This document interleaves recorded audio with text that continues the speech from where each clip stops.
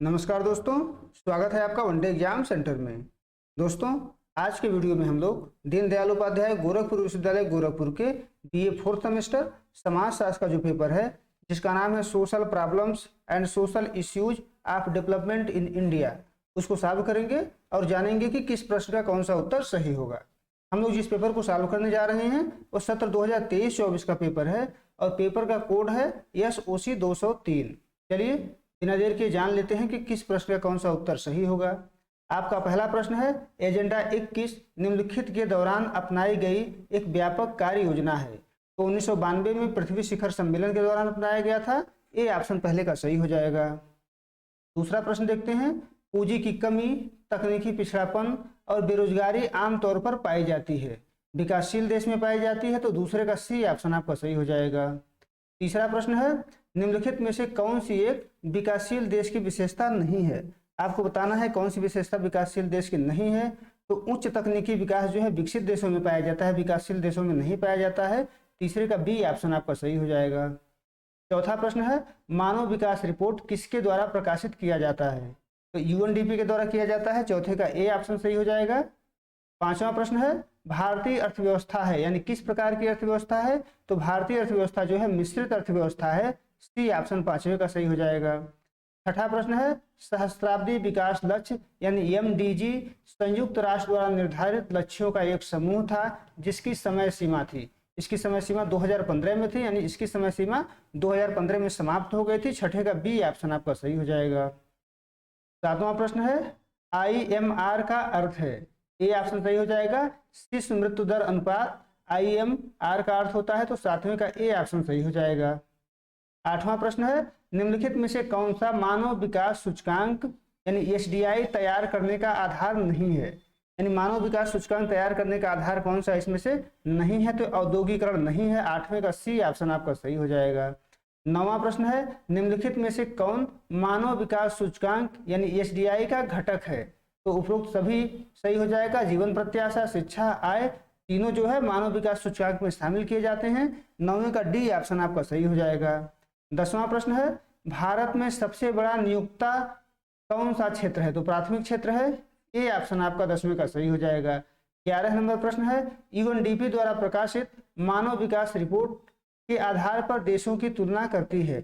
इसके आधार पर करती है आपको बताना है। तो डी ऑप्शन सही हो जाएगा। स्वास्थ्य की स्थिति, प्रति व्यक्ति आय, लोगों का शैक्षणिक स्तर तीनों आधार पर करती है। 11 का डी ऑप्शन आपका सही हो जाएगा। 12 नंबर प्रश्न है, निम्नलिखित में से कौन सा आर्थिक रूप से विकसित राष्ट्र का सूचक है। विकसित राष्ट्र का सूचक कौन है। तो ये तीनों जो है विकसित राष्ट्र के सूचक हैं। साक्षरता का उच्च स्तर, कम मृत्यु दर, प्रति व्यक्ति उच्च आय। डी ऑप्शन आपका 12 का सही हो जाएगा। 13 नंबर प्रश्न है, निम्नलिखित में से कौन साइबर अपराध का प्रकार नहीं है। आपको बताना है साइबर अपराध का प्रकार कौन सा नहीं। तो डी ऑप्शन सही हो जाएगा। सुरक्षा के लिए एंटीवायरस इंस्टॉल करना जो है साइबर अपराध का प्रकार नहीं होता है। बाकी तीनों जो है साइबर अपराध के प्रकार हैं। 13 का डी ऑप्शन आपका सही हो जाएगा। 14 नंबर प्रश्न है, रोस्टो के विकास के चरणों के 5वें चरण में मुख्य रूप से शामिल है। आपको बताना है कौन सा 5वें चरण में शामिल है। तो डी ऑप्शन हो जाएगा, इनमें से कोई नहीं। 15 नंबर प्रश्न है, रोस्टो के विकास के चरणों के कितने चरण हैं। कितने चरण हैं रोस्टो के विकास के चरणों में। तो 5 चरण हैं। 15 का सी ऑप्शन आपका सही हो जाएगा। आगे बढ़ते हैं। 16 नंबर प्रश्न देखते हैं, आर्थिक समृद्धि शब्द की व्याख्या द्वारा की जाती है, यानी किसके द्वारा की जाती है। अर्थव्यवस्था में संरचनात्मक परिवर्तन के द्वारा, प्रति व्यक्ति उत्पादन में वृद्धि के द्वारा, प्रति व्यक्ति आय में वृद्धि के द्वारा, तीनों के द्वारा की जाती है। तो डी ऑप्शन आपका 16 का सही हो जाएगा। 17 नंबर प्रश्न है, ITA 2000 का पूर्ण रूप क्या है। तो सूचना प्रौद्योगिकी अधिनियम 2000 है। 17 का ए ऑप्शन आपका सही हो जाएगा। 18 नंबर प्रश्न है, भारत का IT अधिनियम किस वर्ष अस्तित्व में आया। तो 2000 में अस्तित्व में आया था। 18 का ए ऑप्शन सही हो जाएगा। 19 नंबर प्रश्न है, दहेज निषेध अधिनियम 1961 कब लागू हुआ। तो 1 जुलाई 1961 को लागू हुआ था। तो इस हिसाब से सी ऑप्शन को हम लोग सही मान लेते हैं। 5 जुलाई 1961। 19 का सी ऑप्शन आपका सही हो जाएगा। 20 नंबर प्रश्न है, निम्नलिखित में से कौन सा कथन सही है। आपको बताना है किसमें से कौन सा कथन सही है। सी ऑप्शन आपका सही हो जाएगा। दहेज और बाल श्रम सामाजिक बुराइयां हैं। 20वें का सी ऑप्शन आपका सही हो जाएगा। 21 नंबर प्रश्न है, निम्नलिखित में से कौन सी दशा सतत विकास का लक्षण नहीं है? सतत विकास का लक्षण कौन सा नहीं है? तो ए ऑप्शन सही हो जाएगा। प्राकृतिक संसाधनों का अधिकतम उपयोग सतत विकास का लक्षण नहीं होता है। 21 का ए ऑप्शन सही हो जाएगा। 22 नंबर प्रश्न है, किसने कहा है धर्म पवित्र वस्तुओं से संबंधित विश्वासों और आचरणों की वह व्यवस्था है जो संबंधित व्यक्तियों को एक नैतिक समुदाय के रूप में संगठित करती है? आपको बताना है कि यह कथन किसका है। यह जो कथन है इमाइल दुर्खीम का कथन है। 22 का सी ऑप्शन आपका सही हो जाएगा। आगे बढ़ते हैं। निम्नलिखित में से किस लेखक ने असमानता को एक सामाजिक तथ्य के रूप में विवेचित किया है? तो सामाजिक तथ्य की अवधारणा दोस्तों इमाइल दुर्खीम के द्वारा दिया गया था, जो इस ऑप्शन में नहीं है। तो इसका स्पष्ट रूप से उत्तर हमारे पास नहीं है, इसको छोड़ करके आगे बढ़ते हैं। 24 नंबर प्रश्न देखते हैं। निम्नलिखित में से किस समाजशास्त्री ने भारतीय समाज को मौलिक रूप से एक असमानताकारी समाज के रूप में स्पष्ट किया है? इसने असमानताकारी समाज के रूप में स्पष्ट किया है, तो ए ऑप्शन सही हो जाएगा, इमाइल दुर्खीम ने। आगे बढ़ते हैं। 25 नंबर प्रश्न है, भारत में दहेज प्रथा को रोकने के लिए सरकार ने किस वर्ष दहेज निरोधक अधिनियम पारित किया? 1961 में पारित किया था, तो 25 का ए ऑप्शन आपका सही हो जाएगा। 26 नंबर प्रश्न है, साइबर अपराध के लिए किस समानांतर शब्द का उपयोग किया जाता है? तो इलेक्ट्रॉनिक अपराध का उपयोग किया जाता है। 26 का डी ऑप्शन आपका सही हो जाएगा। 27 नंबर प्रश्न है, साइबर अपराध की प्रकृति होती है अज्ञात होती है, क्योंकि साइबर अपराध कहां से किया गया है, कौन किया है, पता नहीं चल पाता है हमें, तो ए ऑप्शन आपका सही हो जाएगा।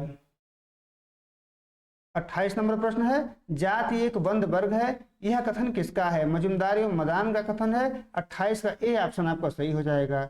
29 नंबर प्रश्न है, कास्ट क्लास एवं पावर नामक पुस्तक के लेखक कौन है? किसके द्वारा इस पुस्तक की रचना की गई थी? तो आंद्रे बेतेई के द्वारा किया गया था। सी ऑप्शन आपका 29 का सही हो जाएगा। 30 नंबर प्रश्न है, दुर्खीम ने आत्महत्या के कितने प्रकार बताए हैं? तो 3 प्रकार बताए हैं। 30वें का ए ऑप्शन आपका सही हो जाएगा।